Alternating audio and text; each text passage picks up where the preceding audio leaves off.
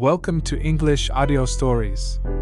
Here, you'll improve your English by listening to engaging stories, fairy tales, and fascinating tales from around the world.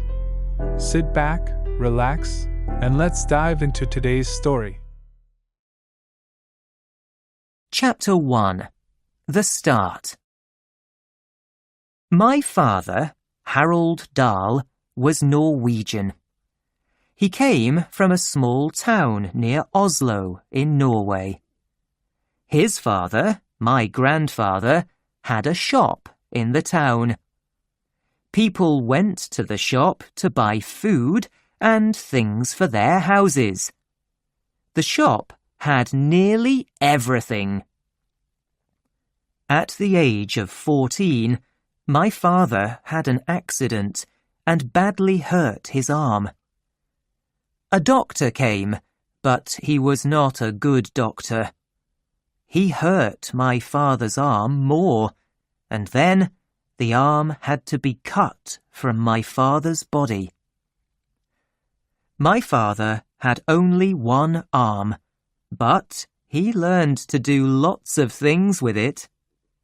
He made one side of a fork into a knife because he wanted to cut his own food. He took his special fork everywhere with him in a little bag. My father lived in a small town, but he wanted to see the world. He finished school and got a job on a ship. It took him to Calais in France. From there, he went to Paris. In Paris, my father met a young woman called Marie and married her. At that time, many ships travelled across the world, and they needed fuel, food, and thousands of other things. My father started a company that had all these things. The ships bought everything they needed from his company, and my father made a lot of money. He took his family to Wales because Cardiff was an important city for ships.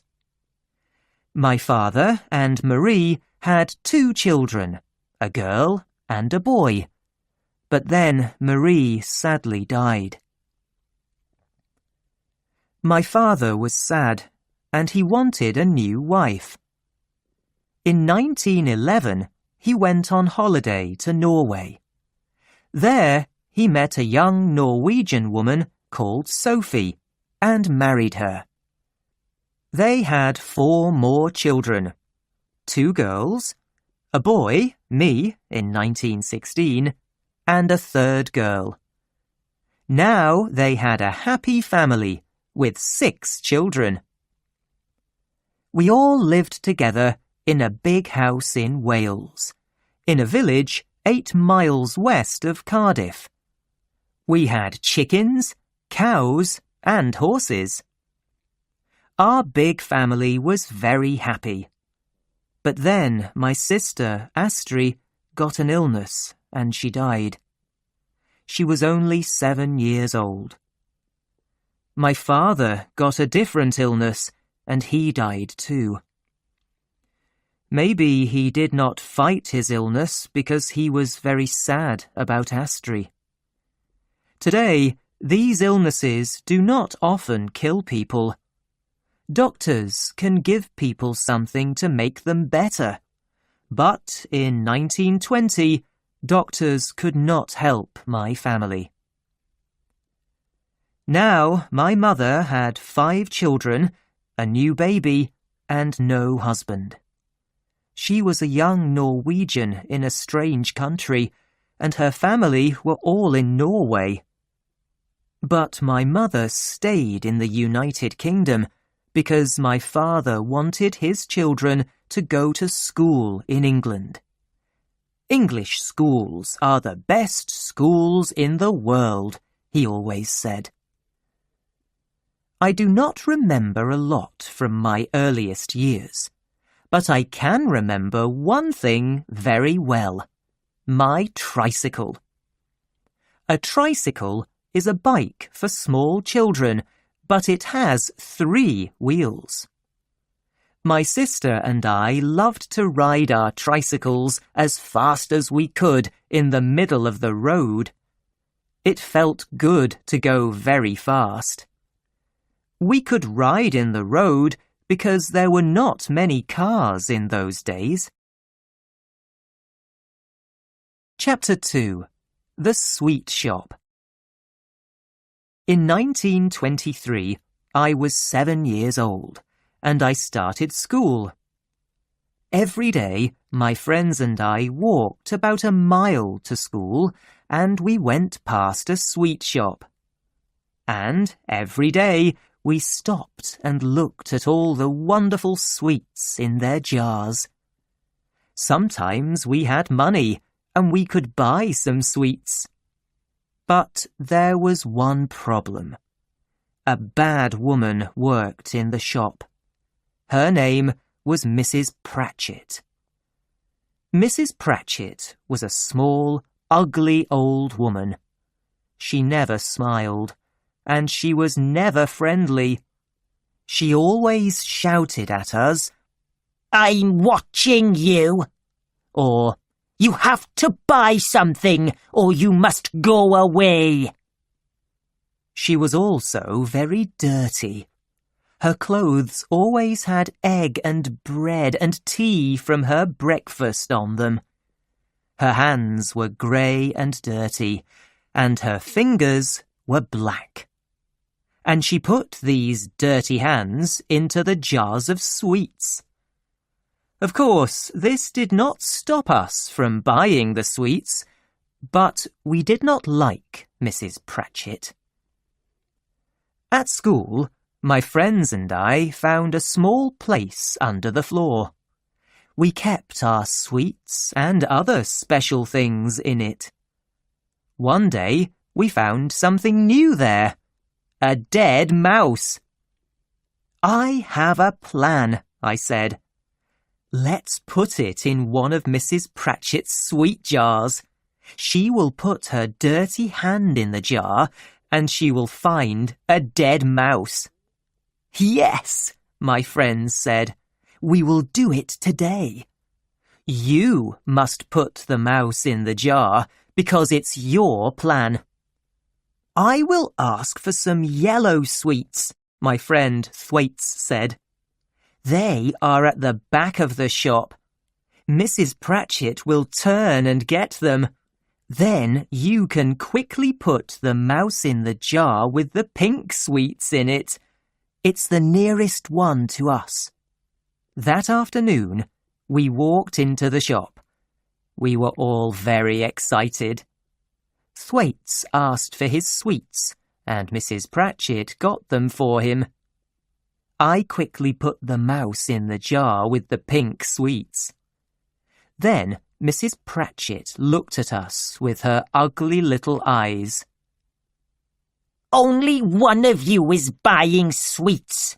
I don't want you all in here," she shouted. "Go away." We ran outside. "Did you put it in the jar?" asked my friends. "Of course I did," I said. I was happy, and my friends were happy too. "You were great," they said. The next morning, we walked past the shop and saw a message on the door. The shop was closed. We stopped. The shop was never closed at this time in the morning. We looked through the window. The jar was on the floor, and there was broken glass everywhere. The mouse was on the floor too, but we could not see Mrs. Pratchett. Something was very wrong. "Mrs. Pratchett had a shock," Thwaites said. "Shocks can hurt old people. Bad things happen to them." "What?" we said. "What happens to them?" "Their bodies stop and they die," Thwaites said. Then he said to me, "You killed her." Me? I said. Why only me? It was your plan, Thwaites said, and you put the mouse in the jar. I was a killer. At school, I felt bad. I am only 8 years old, I thought, because I wanted to feel better. No little boy of 8 kills anyone. It's not possible. The teachers sent everyone outside. I waited for the police to come and take me away. Mr. Coombs, the headmaster, came outside with a woman. It was Mrs. Pratchett. She was not dead. I was not a killer. The old woman looked at all the boys, and she pointed a dirty finger at Thwaites. "That's him!" she shouted. "That's one of them!" Everyone in the school looked at Thwaites. "That's one too," she said. She pointed a finger at me. Then she pointed at our 3 other friends. My 4 friends and I went to the headmaster's room. It smelled of tobacco. Mr. Coombs was a very tall man, and in his hands he held a long, yellow cane. I was very frightened of him and his cane. Mrs. Pratchett was in the room too, because she wanted to watch. "You," said Mr. Coombs. He pointed the cane at Thwaites. "Come here." Thwaites walked very slowly.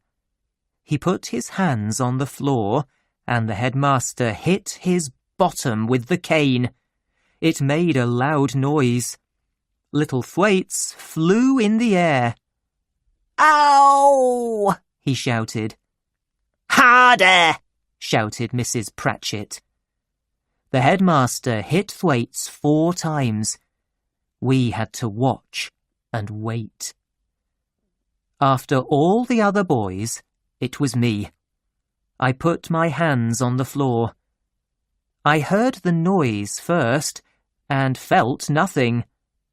Then I felt the cane. My bottom was on fire.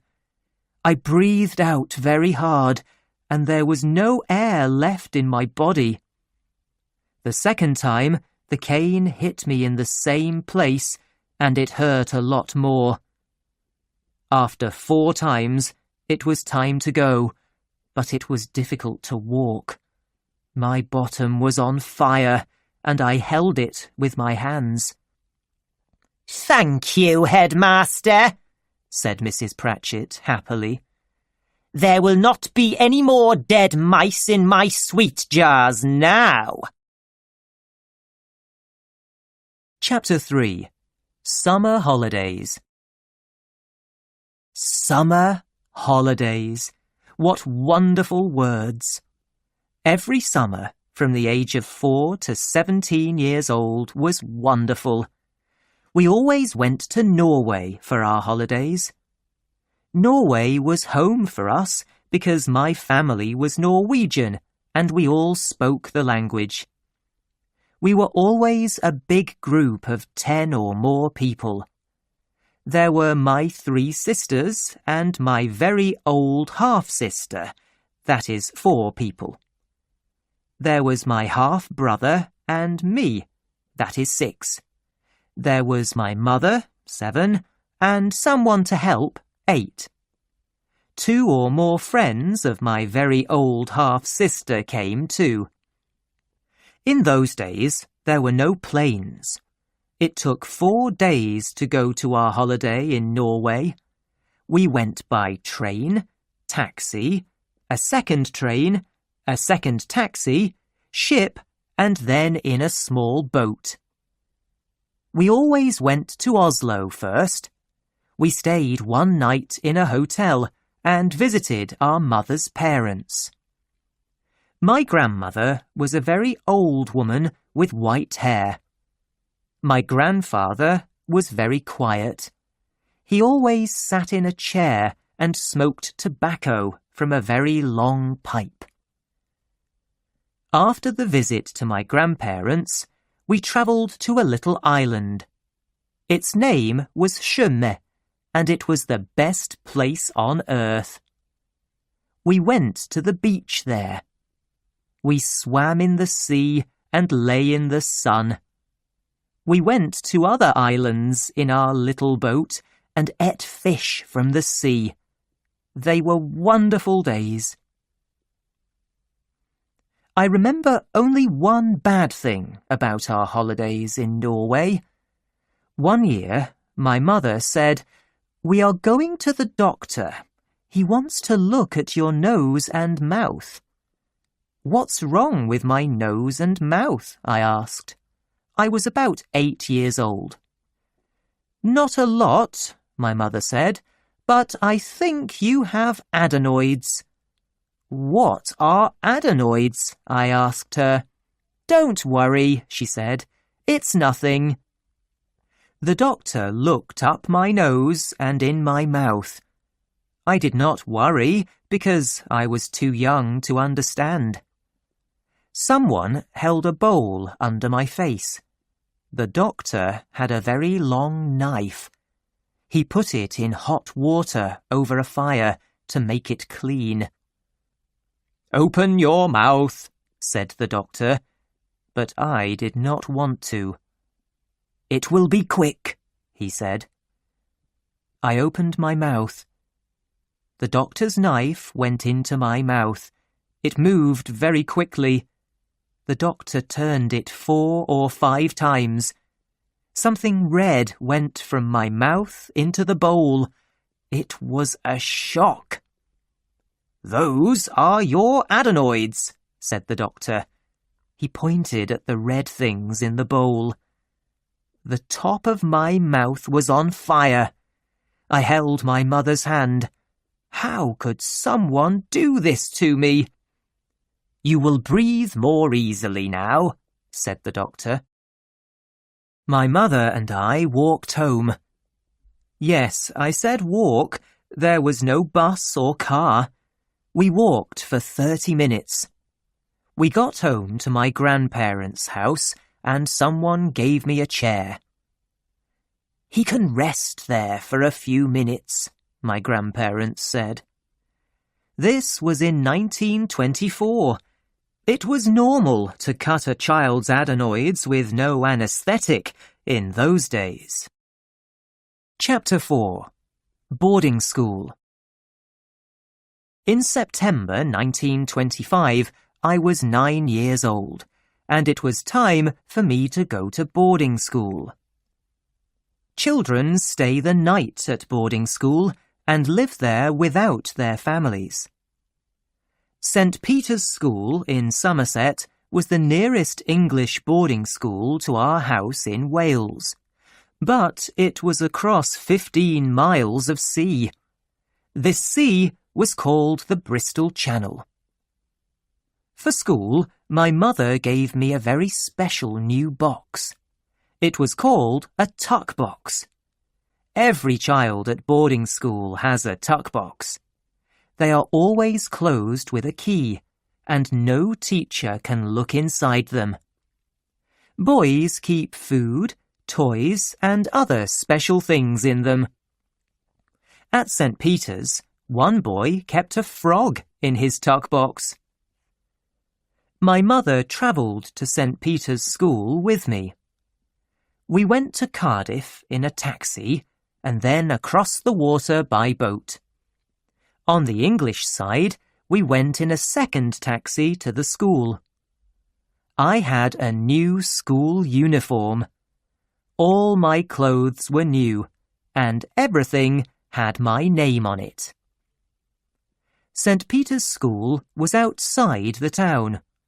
It had beds for 150 boys, and rooms for the headmaster's family. There was a lot of grass outside for playing sport. On the first day, there were many boys and their families in front of the school. The very tall headmaster walked from group to group to meet the parents. "Goodbye, Mrs. Dahl," he said quickly. "It's time to go. Don't worry, we will look after him." My mother understood. She said goodbye to me and left in a taxi.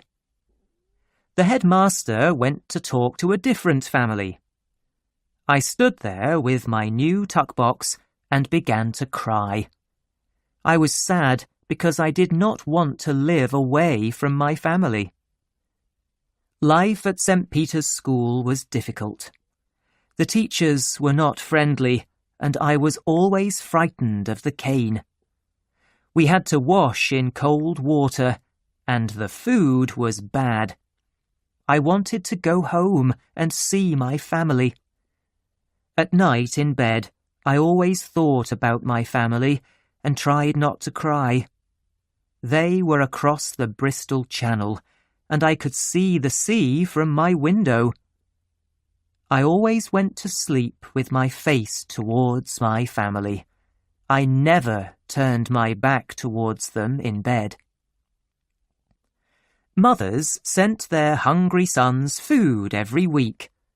This made the headmaster happy because food was expensive. "Send food as often as you like, once a week or twice a week," the headmaster always said. "Your boy gets good food here, but food from home is always more special.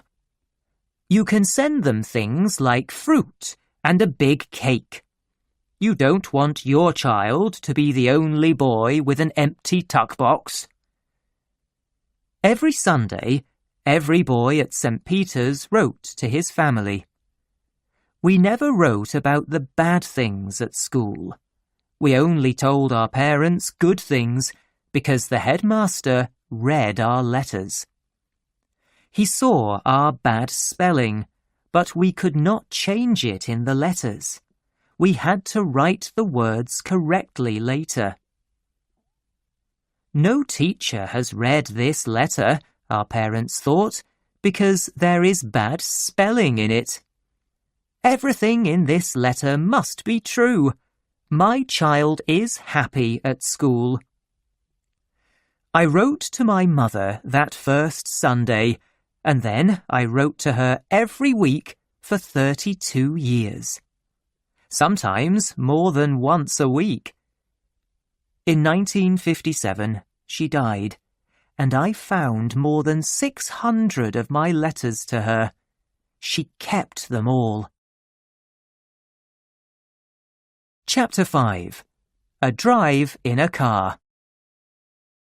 After 3 long months at boarding school, it was time for me to go home for the Christmas holidays. How wonderful to be away from school! While I was away at St. Peter's, my family bought a car. I was very happy to be home with my family, and I was also excited about the car.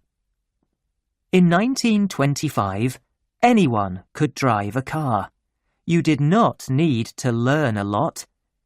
My very old half-sister was 21 years old.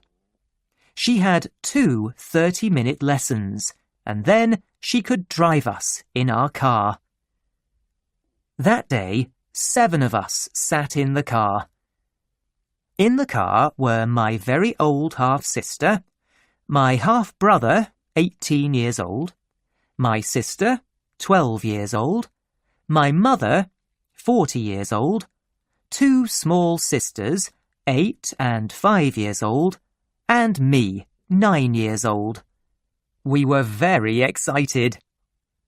"How fast will it go?" we asked our very old half-sister. "Will it go at 50 miles an hour?" "It can go at 60 miles an hour," she answered. "Oh, let's make it go at 60, we shouted. "We will go faster than that," she said. My very old half-sister started the car, and we drove slowly through the village. People in the street were excited to see our car. After 5 minutes, we left the village. "You see, I can do it," our very old half-sister said. "Go faster," we shouted. "We're only going at 15 miles an hour." My half-sister began to make the car go at about 35 miles an hour. Then we came to a corner in the road. "Help!" she shouted. The car went into the side of the road. There was broken glass everywhere. My family were all okay, but I was badly hurt. My nose was nearly cut from my face. My very old half-sister drove the broken car to the doctor very slowly, at about 4 miles an hour. "Wow," said the doctor. "Look at his nose." "It hurts," I cried. "Please help him," said my mother. "Don't worry," said the doctor. "He will keep his nose." An hour later, the doctor came to our house. I lay on a table, and someone put something white from a bottle on my face. It smelled very strong. I tried to stand, but strong hands held me down on the table. "Good boy," said the doctor. "Close your eyes and sleep." After 8 hours, I woke up, and my nose was back in its place. My mother gave me a coin. British coins always have a picture of the king or queen on them. In those days, the king was George V. "Well done. This is for you," she said. Chapter 6. Goat's Tobacco. In 1926, my very old half-sister chose to marry an English doctor. He came on holiday with us to Norway. My family always did everything together, but now my half-sister only wanted to be with this man. She was always with him, and they did not want to be with us. My other sisters and I were young. I was only 9 years old, and we did not understand this. We did not like the young doctor because he took our sister from us. But we also did not like him because he smoked a pipe. He always had the pipe in his mouth, and it smelled very bad. One day on the beach, the young doctor went swimming. He left his pipe with us and did not take it into the sea with him. Then I saw some goat droppings on the ground, and I thought of a plan. I quickly put some of the goat droppings in the pipe, under the tobacco. The young doctor came back and started smoking his pipe. My half-brother and sisters and I watched him. "Ah," he said, "I love to smoke after a swim, and this English tobacco is the best. It's much better than Norwegian tobacco." The sea was blue and the sun was bright. It was a beautiful day. Then we heard a loud shout and watched the young doctor fly into the air. His pipe flew out of his mouth, and his face was the colour of snow. "Help! Help! My body is on fire!" the doctor shouted. My very old half-sister was very frightened. "What's wrong? Where does it hurt?" she cried. "Get the boat! Quickly! We must go to hospital!" But the young doctor lay on the ground and breathed in the clean air. After 5 minutes, he started to feel better. "What happened?" asked my very old half-sister. "I don't know," said the doctor. I know! said my little sister excitedly. "Tell us," said my very old half-sister. "It's his pipe," shouted my little sister. "What's wrong with my pipe?" asked the doctor. "It had goat droppings in it," said my little sister, and she laughed. My very old half-sister and the doctor quickly understood, and they were very angry. The doctor stood up. My half-brother, sisters, and I quickly ran away from him into the sea. Chapter 7. Repton. In 1929, my mother asked me, "Do you want to go to Marlborough or Repton?" They were famous and expensive English schools, but I knew nothing about them other than that. "Repton," I answered, because it was an easier word to say than Marlborough. "Very well," said my mother, "you will go to Repton." Repton was a boarding school in the middle of England. Every Repton boy wore the same, very strange uniform. I wore it, and my sisters laughed at me. I felt stupid in the clothes for Repton, but in the street my mother said, "You look good in your school uniform. People can see it. They think you are important because you go to a famous school." At the station, I saw many boys, and they all wore the same uniform. The train took us all away to Repton. I was 13 years old. Lots of strange things happened at Repton. They did at all English boarding schools. Older boys were always more important than younger boys, and a small group of the oldest boys were the most important of all. At Repton, we called these boys bozers. Bozers told us what to do, and we had to do it. We cleaned the bozers' rooms and made their fires. We sometimes cooked their breakfast. Bozers were always right, and younger boys were always wrong. On Sundays, 2 other boys and I had to clean our bozers' room. We cleaned it for hours. We washed the floor, the windows, and the walls. But the bozer often found something wrong with our cleaning, and he hit us with a cane. A bozer could stand in any room of the school and shout about a job. Then every young boy had to run to him. The slowest boy had to do the job. One snowy morning, I heard a bozer shout about a job. I ran as fast as possible, but I was the slowest boy to get there. "Doll, come here," said the bozer. His name was Wilberforce. "Go and make my toilet warm." At Repton, all the toilets were outside, and their little rooms had no doors. In winter, they were very cold. My job was to sit on the toilet before Wilberforce and make it warm for him. I sat on the toilet for 15 minutes, and then Wilberforce came. "Is it warm?" he asked me. "It's as warm as possible, Wilberforce." "We will see," he said.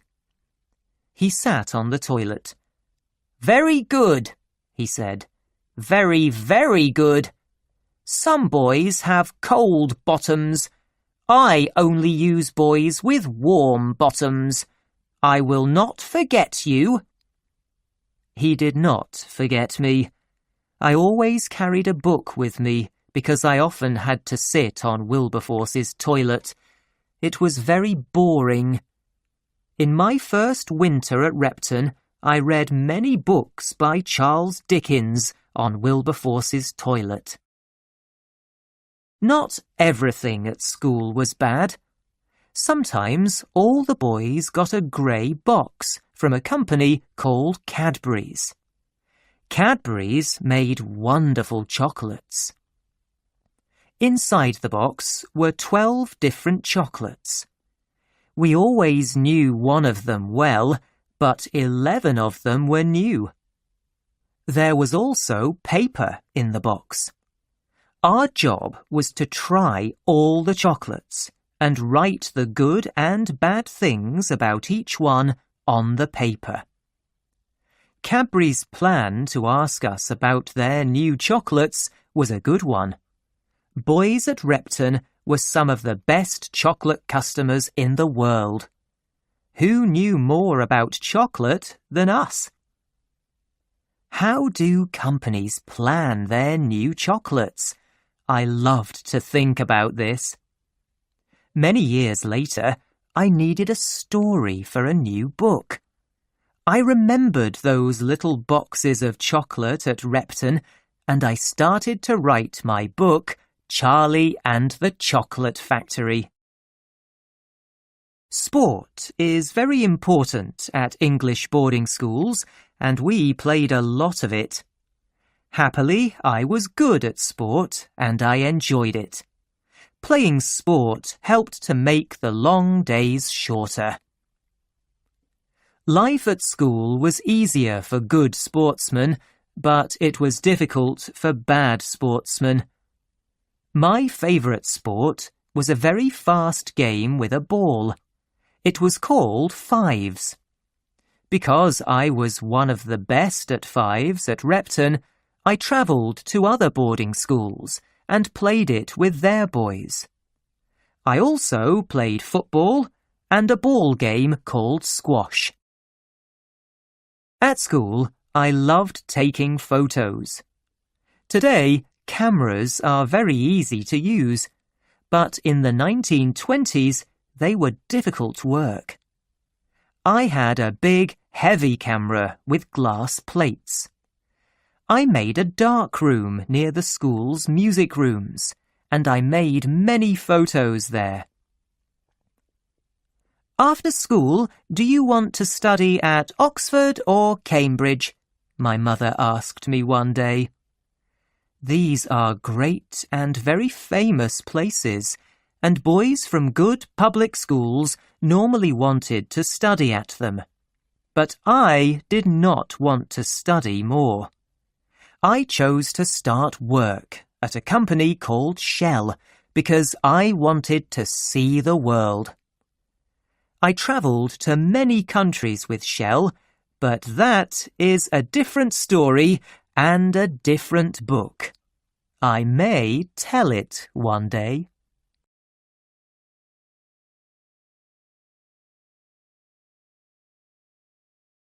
Thank you for listening. If you enjoyed this story, don't forget to like, subscribe, and hit the notification bell so you won't miss the next one. See you in the next story.